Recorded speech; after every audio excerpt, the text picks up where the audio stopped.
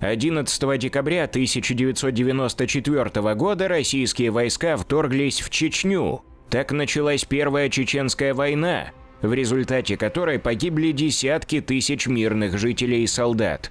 С российской стороны в войне были задействованы бронетанковые, ракетно-артиллерийские, мотострелковые, воздушно-десантные и авиационные силы.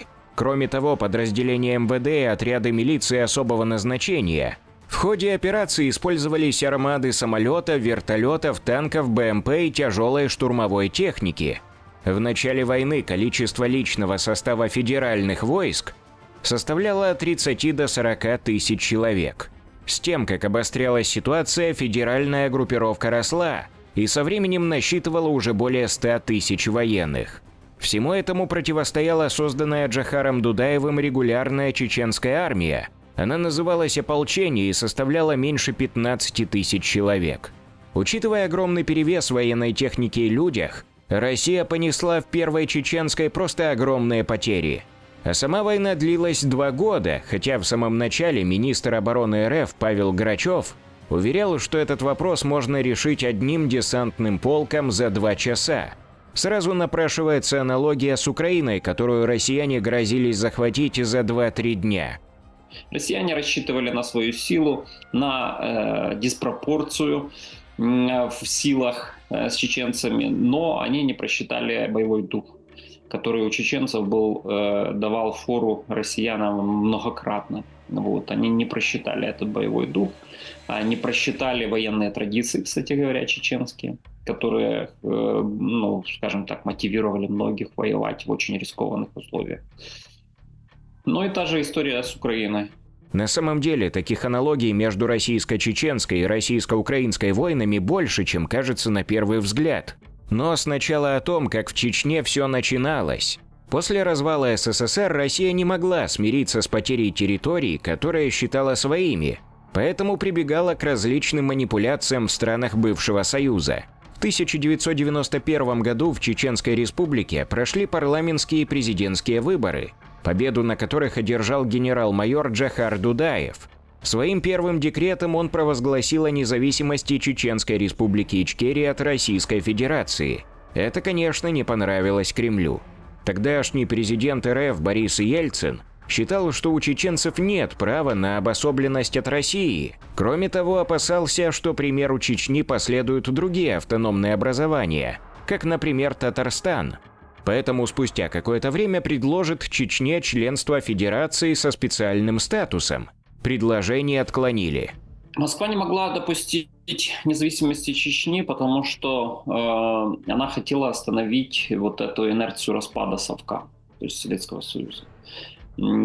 И, собственно говоря, после начала распада самой России попроситься на выход или, скажем так, жестко пойти на выход могли бы и другие народы России, в частности, северокавказские, но не только. Возможно, и башкиры, и якуты, и так далее, и так далее. И тогда бы Россия просто превратилась в то, что от нее осталось, то есть лоскутное такое одеяло.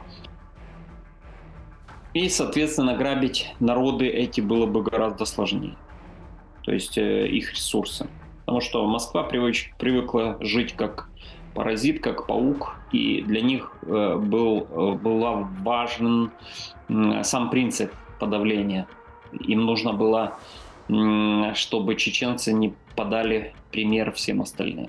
Кремль ни за что не мог позволить Чечне отделиться. Поэтому сначала Россия попробует повалить режим Дудаева и назначить правительство полностью ей подконтрольное. Для этого привлекут местных коллаборантов и попытаются развязать гражданскую войну. Силы чеченской оппозиции проходили подготовку на российских военных базах и обеспечивались российским вооружением. Была введена транспортная и финансовая блокада Чечни, что привело к коллапсу экономики и стремительного обнищания чеченского народа. Но вопреки всем усилиям России у них не вышло разжечь братоубийственную войну. И тогда руководство Российской Федерации начало готовиться к прямой вооруженной интервенции. Опять же, до боли похожий сценарий, ведь на юге и востоке Украины Кремль также делал ставку на местных коллаборантов. Накачивал их идеологически, финансировал и даже вооружал ради всяческих провокаций. Но все это все равно не приносило желаемого для Кремля результата. До тех пор, когда уже сами российские войска не вторглись в Крым, Донецк и Луганск в 2014 году. И в Чечне, кстати, тоже были свои зеленые человечки. Когда еще в ноябре 1994-го там были схвачены кадровые российские военные, завербованные для участия в боевых действиях. Тогдашний министр обороны РФ Грачев заявил, что их там нет. А накануне вторжения в регион министр по делам национальности РФ Николай Егоров заявил, что 70% чеченцев якобы поддерживают ведение войск и будут от радости, как он выразился, посыпать российским солдатам дорогу мукой, а остальные 30 отнесутся нейтрально. И это опять же очень похоже на то, в чем уверяла Путина его свита перед полномасштабным вторжением в Украину. Вернемся в 1994 год. По плану РФ войска агрессора должны были до 13 декабря захватить Грозный и еще через пару дней взять под контроль всю территорию Чечни, рассчитывая на блицкриг и эффект запугивания. Но на практике все вышло совсем по-другому. Российская армия понесла огромные потери еще за пределами Чеченской Республики, а бои разгорелись вдали от Грозного. Немаловажную роль в этом сыграла сплоченность закавказских народов – ингушей, чеченцев, дагестанцев и организованные действия чеченских командиров. На таком единстве населения была построена тактика ведения боевых действий отрядов Джохара Дудаева в первый период войны. Эта тактика заключалась в том, что колонны российских войск останавливались и блокировались гражданским населением, а потом по войскам противника открывали огонь чеченские военные формирования. В Ингушетии и в Чечне многие мирные действительно граждане попытались останавливать танки, чтобы не ехали на их родину танки. То есть их окружали толпы граждан. Ну и несколько военных там было у них отобрано оружие. То есть даже им ничего там не сделали особенно. Просто отобрали оружие. Но, очевидно, после этого руководство российских войск получило огромный втык. И они просто начали без предупреждения стрелять по всему, что движется. И практически это были массовые убийства, там, расстрелы автобусов, расстрелы различных, при взятии населенных пунктов забрасывали просто гранатами дома. Вот. Обстрелы артиллерийские, очень мощные такие обстрелы. Вот. И надо сказать, что Чечня, она маленькая республика, и поэтому концентрация вот этих ударов была очень большая. В ходе боевых действий российские войска наносили артиллерийские и авиаудары по мирным селам с местным населением, что еще больше консолидировало чеченцев в войне против агрессора. Это привело к тому, что в каждом из сел были сформированы отряды ополченцев, которые были вооружены стрелковым оружием – автоматами, пулеметами, подствольными гранатометами. Приступить к штурму чеченской столицы россияне смогли только в новогоднюю ночь 31 декабря. Перед этим на протяжении недели Грозный бомбили авиацией, ракетными и артиллерийскими обстрелами. Погибли тысячи мирных жителей. Серия массированных ударов по городу на тот момент стала самой масштабной со времен бомбардировки Дрездена во времена Второй мировой войны. Там, кстати, были удары со стороны России по рынкам. То есть Грозный достаточно крупный город, там где-то около чуть ли не до 500 000 населения было. Там 400 тысяч, возможно, даже 450. И в нем было несколько рынков, и по этим рынкам ударили российскими ракетами. Российские ракеты от .У или «Скат» их называли там на Западе некоторые. Вот этими ракетами было несколько ударов произведено, то есть совершенно нарушена жизнь города, взято в блокаду город со всех сторон, в том числе с юга. Это и в Первую войну, и во Вторую. И чеченцы защищались, вооруженные чеченцы защищались там до последней возможности. Как только город попадал в окружение, они тогда уже выходили. То есть оба этих штурма Грозного продолжались больше 3 месяцев, надо понимать. То есть это действительно такие оборонные операции очень серьезные. И рисковые для обороняющейся стороны, тем более в условиях, когда у России полный перевес в авиации, то есть они могли с неба делать все, что угодно. бомбами сносить квартал за кварталом, что, собственно говоря, они и делали. И представьте, как им было вообще воевать, когда у врага полное абсолютное преимущество в воздухе. Как украинцам трудно было воевать, да, когда российская авиация превышала украинскую в 10 раз, да, или там во сколько. Но потом уже позбивали и начали работать наши ПВО, и немножко полегчало. Но в начале войны, вы помните, что было с Бородянкой, что было с другими в начале полномасштабного вторжения. Вот это все происходило в Чечне, только гораздо более концентрировано на небольшом участке территории. Штурм Грозного стал катастрофой и позором для россиян. Первый штурм Грозного россияне совершили в новогоднюю ночь. Первый штурм Грозного в Первой Чеченской войне. То есть они массированно, по всем правилам советской науки, после обстрелов, после бомбардировок, авиационных ударов, поддержки с воздуха, ну и со всех сторон попытались войти в город. Они действительно, там особых баррикад, особых там сооружений не было, но была ситуация, когда по улицам проезжали эти танки, они доходили до каких-то площадей в центре города, и в этот момент их начинали уничтожать из переносных гранатометов советского производства, таких достаточно простых, мух, ну то есть то, что уже в нынешней войне их гораздо меньше используют. То есть старенькие советские противотанковые средства. И, соответственно, потери бронетехники измерялись сотнями за буквально одну ночь. То есть несколько сотен. Потом этот штурм продолжался аж до весны практически, до февраля месяца, ну, можно сказать, до весны. И потери росли. То есть можно сказать, что российские потери, ну, по-разному можно оценивать, но вот в это попытке штурма Грозного там были выведены из строя, ну, пускай не сожжены полностью, ну, вообще, которые перестали ездить. То есть там были реально пару тысяч единиц бронетехники, это минимум. То есть это очень достаточно много, большое количество. И танковой и такой бронетехники. И чеченцы, им удалось захватить несколько танков в тот момент. И, соответственно, было несколько человек, там буквально считанные люди, которые могли управлять этими пушками. То есть те чеченцы, которые служили где-то в советской армии. Вот. И, соответственно, они тоже это применили. И поэтому ну, разгром был такой супермасштабный. Что примечательно, когда РФ уничтожала 400-тысячный город Грозный с воздуха, артиллерией и танками, российские власти называли это не войной, а операцией по восстановлению конституционного порядка. Ну, россиянам удавалось создавать свое подобие реальности в телевизоре, потому что телевидение наиболее широко распространено на просторах постсоветского пространства. Было именно российское, так называемое ОРТ, хотя оно никакое не общественное, ну и другие там каналы.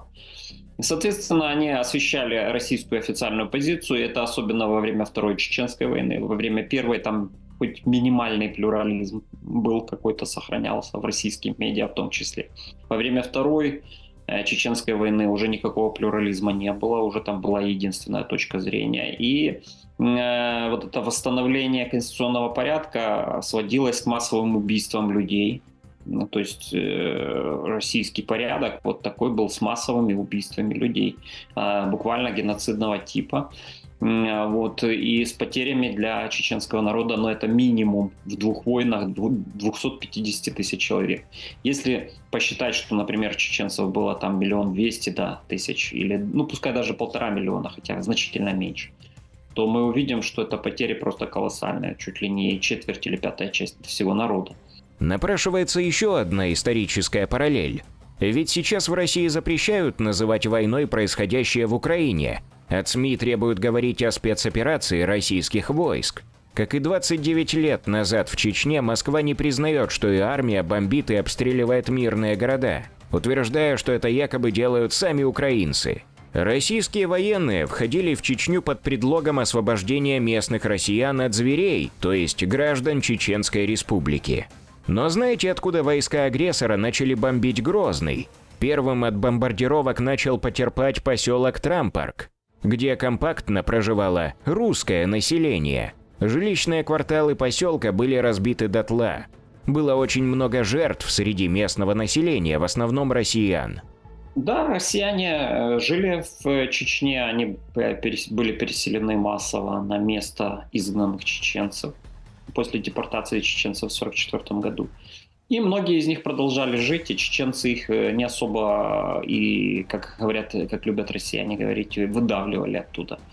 То есть там было много местного русского населения, но их вообще не брали ни в какие расчеты. То есть для россиян они были совершенно неинтересны для российской власти, потому что это были бабушки, дедушки, они не могли составлять никакой силы. Они не поддерживали как-то активно Россию, они просто были жертвами, самыми простыми, обычными жертвами той войны. Там, кстати говоря, не только русские, там были украинцы, и грузины, и все, кто живут на Кавказе. Опять же, в Украину оккупанты заходили под эгидой освобождения от бандеровцев. После пересечения границы российская армия зашла в те регионы, где традиционно была довольно большая поддержка пророссийских сил, и жили в основном русскоязычные люди. Их русские солдаты не пощадили, а города и поселки разрушили. После провальной операции «Грозный» за 3 дня россияне перегруппировались и начали широкомасштабное наступление. Продвигаясь вглубь страны, оккупанты уничтожали авиацией и артиллерией все на своем пути. Российские солдаты насиловали, пытали и убивали гражданское население. Расстреливали мирных людей, выжигали и вырезали свастики и звезды на их телах. Стоит ли говорить, что террор мирного населения, уничтожение домов, гражданской инфраструктуры – это то, что делает Россия в нынешней войне с Украиной?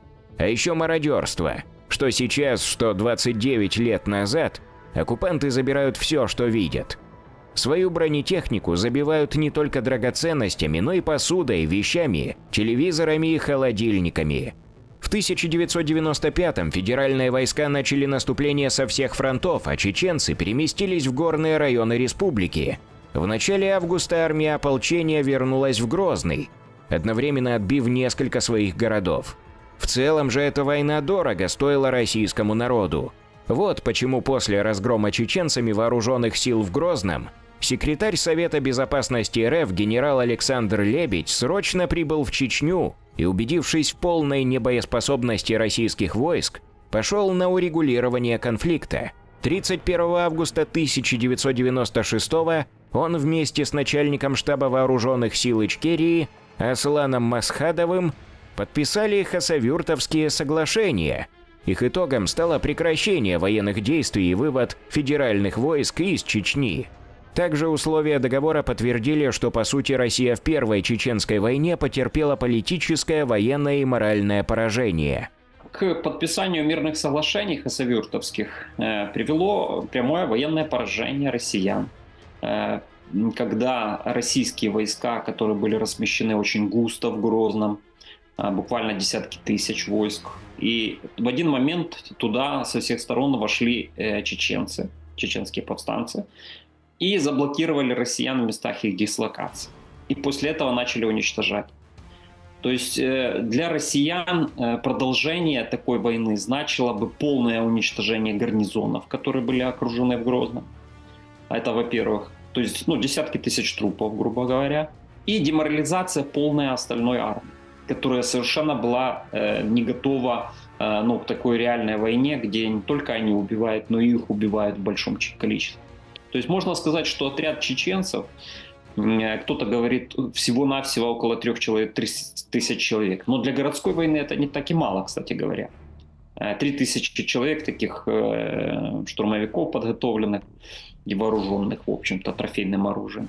Тем более очень мотивированы эти чеченцы. То есть у них, если там из отряда погибало 10 человек, например, а их было 12, то эти двое продолжали сражаться, они никуда не девались. То есть они не были настолько деморализированы, чтобы уйти с поля боя или где-то там. То есть они буквально до последнего человека продолжали воевать. А у россиян было все совершенно иначе. То есть можно было захватить нескольких пленных, можно было показать, что они окружены, и, соответственно, начинался вопль в этих радио о том, что спасите, помогите, иначе мы сейчас будем сдаваться. Через год в Кремле Борис Ельцин и Аслан Масхадов подписали договор о мире и принципах взаимодействия между Российской Федерацией и Чеченской Республикой Ичкерия. Через 2 года Россия развяжет вторую чеченскую войну, но об этом в другой раз.